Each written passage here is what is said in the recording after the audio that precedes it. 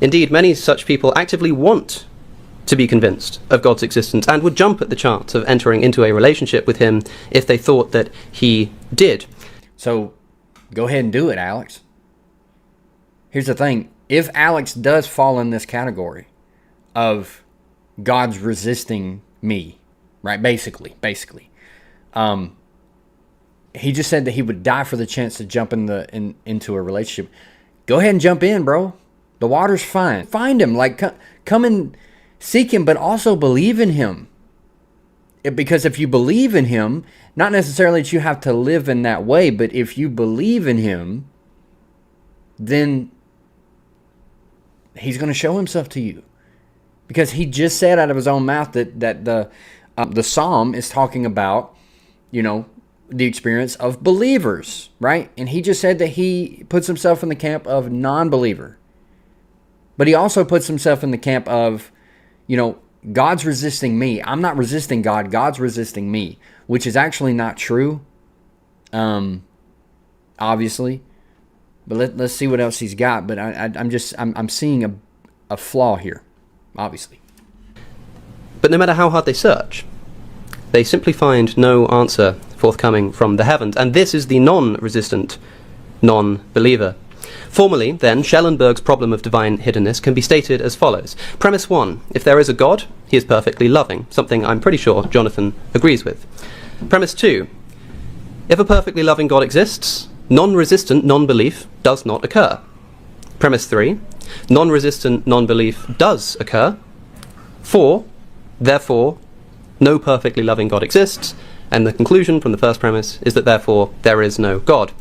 But see, then you go into the fine-tuning argument, and then you go into all these other arguments that clearly are true. Like, it's been proven. Like that's why there's not many atheists that'll go to that argument anymore, because they don't like that argument, because it completely destroys everything that atheism stands for. It just does. Even Alex said in a recent interview, he said that now he finds the ontological argument to be beautiful. But yet you don't believe in God. So here's a problem that we see. It's all about just simple arguments. It's all about, what's logically here. But here's the issue. God is not God is not necessarily logical.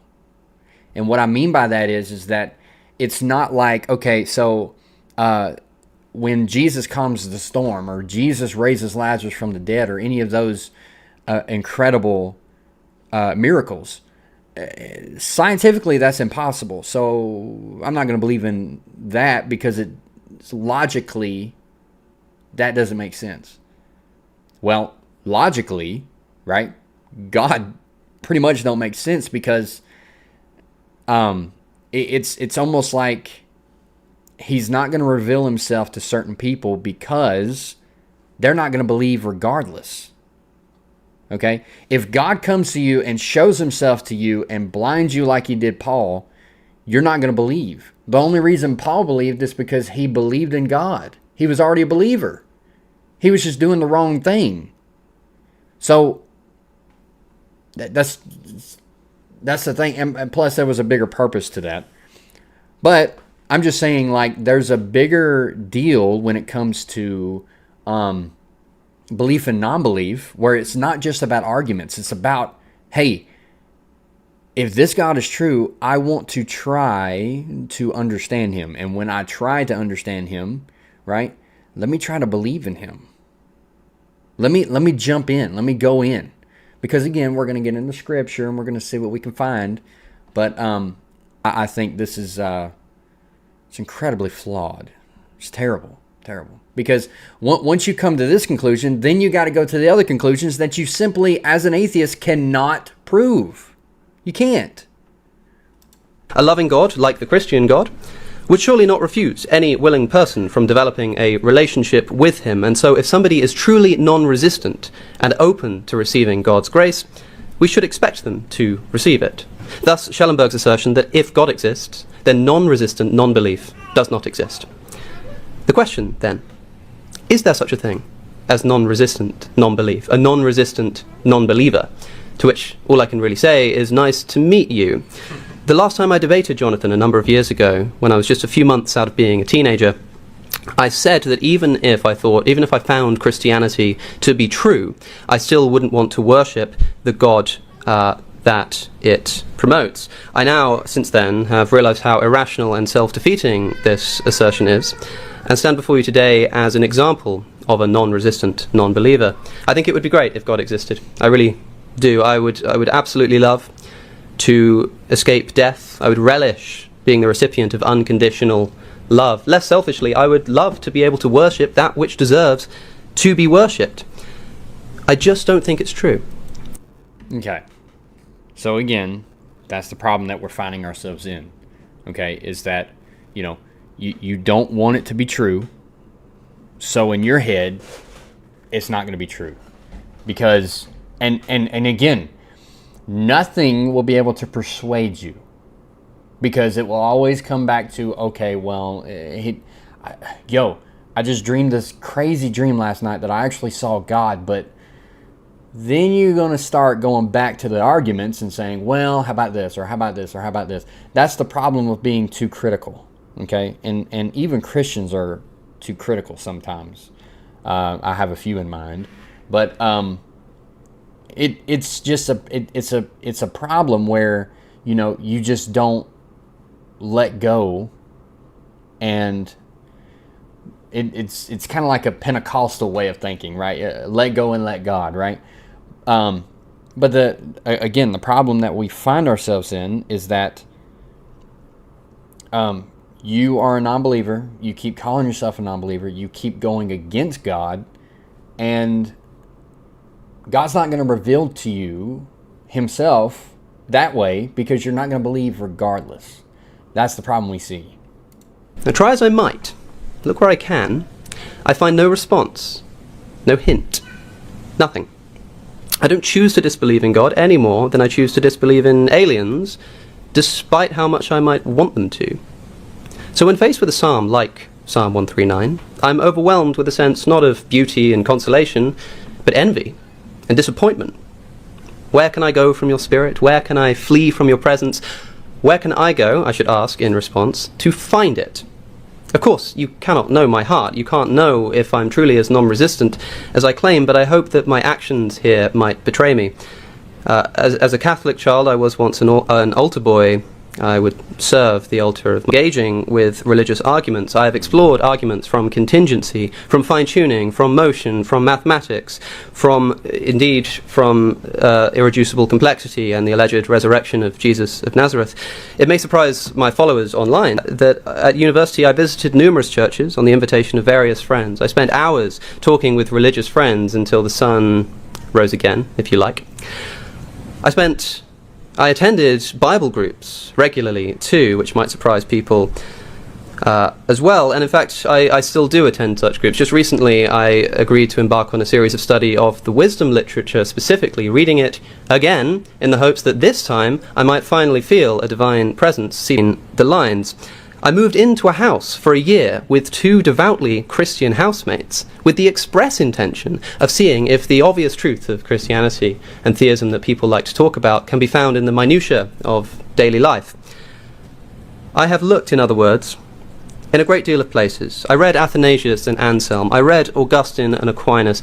I looked in Julian of Norwich and Catherine of Siena. I looked at the sociological origin of religious belief in Durkheim and Marx and Freud and Young. I looked at religious experience in William James and Rudolf Otto. I've looked in the modern works of people like Ed Feser and Bill Craig and Michael Murray and Richard Swinburne and Alvin Plantinga. I've looked in poetry. I've looked in the Psalms. I've looked in Job. I've looked in Ecclesiastes. I've looked in Dostoevsky. I read C.S. Lewis. I listened to worship music. I prayed. I studied the gospel. I even got an actual degree in theology from a university. And nothing, not once, not nearly, not ever, not even briefly have I experienced anything that speaks to the existence of a God in the universe. Okay. That's the biggest problem we got in this entire video right now, is what we can see is, he's tried everything. He has seeked after God in any type of way you can imagine. He's read things, he's prayed, he's done everything that he can, but he cannot experience God. I think the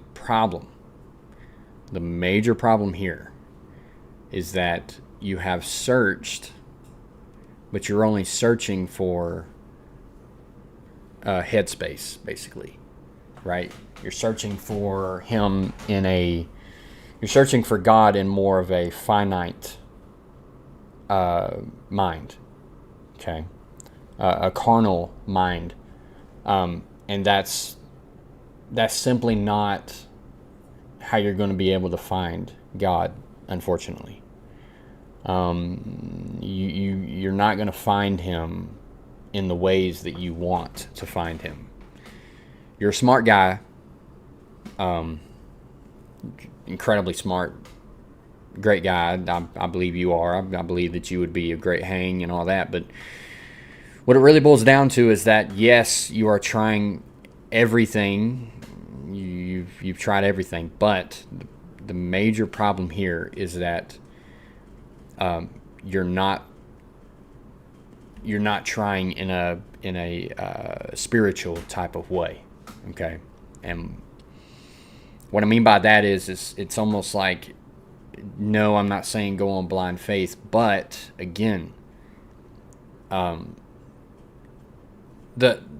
think the problems that you see when you read the Bible, right, is like, okay, well, these impossible questions that I cannot possibly answer, which there are many of those in the Bible for many Christians.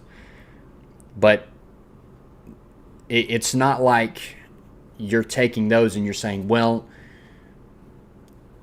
God did it for a reason, right? There has to be some sort of reason why he did that. But then out of all the other passages that are more than those problematic passages, like the genocide or so-called slavery or anything like that, when you come to it in a critical mindset, then there will always be something that's there that will turn you away. Being in a critical mindset, okay? And that's the problem with being a little bit too smart, I think. You're going at it in a book smart way rather than in a spiritual type of way. And yes, you're trying to find the experience, but when it really boils down to is that you cannot ultimately find that experience unless you don't necessarily get to know. Okay, all right, for example, right? Let's say that you're on a dating website. Okay, let's just say, right? You're on a dating website, and you're swiping. First look, swipe. First look, swipe. Okay, well, there's an attractive female right there. Okay, that they are presenting to you as, hey, this is real nice, real attractive, right? I think I want to go on a date with this person, right? So why would you then go on a date with them if that's all you need? Okay, and I'm sorry, my camera's crap. Okay, I got to get a new camera or figure it out some way, but it's about to go out, so just sorry about that. I'll restart it. So why would you go on a date with that person if that's all you needed? Right? You've read the Bible. You've done everything that you needed to do. You've read the Psalms. You've read many different scholars and everything like that, books. You've read all this stuff. You've listened to worship music, right? But I mean, worship music don't really do nothing for me either. Not in that kind of sense, right? You've prayed. You've done all that. But here's the thing, right? Unless you believe that this person, there it goes, unless you believe this certain person can get you somewhere, or unless you believe that this person that you're looking at in this on this website, right? Unless you believe that this could go somewhere. Maybe I can find somebody by going to this, going on this date, right? Unless you believe that that something positive is going to come out of this, then, you're not going to go on that date ultimately. right? So if you're just looking on her bio and saying, okay, well, this looks good, I don't really know about this, but I can kind of overlook that. Let's do this. Okay, cool. That's all I need. I don't need to date you. I don't need to get to know you. All I need to do is just, look at your bio. That's all I need. But how do you really get into a relationship with somebody? You get into an intimacy relationship with them, but you also got to believe that an outcome is going to happen.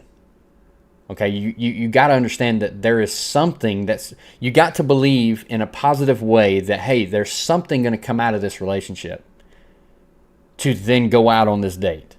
It's not just about appearance, because if it's just about appearance, if it's just about the knowledge in your head, then it's not going to be a successful relationship. It's just not. Okay?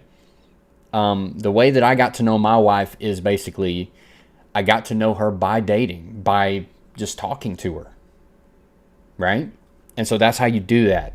So I think the problem here that we can see is that, hey, I've seeked everywhere, I've done all the things, but see, you're just going through a checklist at this point. You're not actually trying to sit there and meditate and really get to know God. But the first step is belief.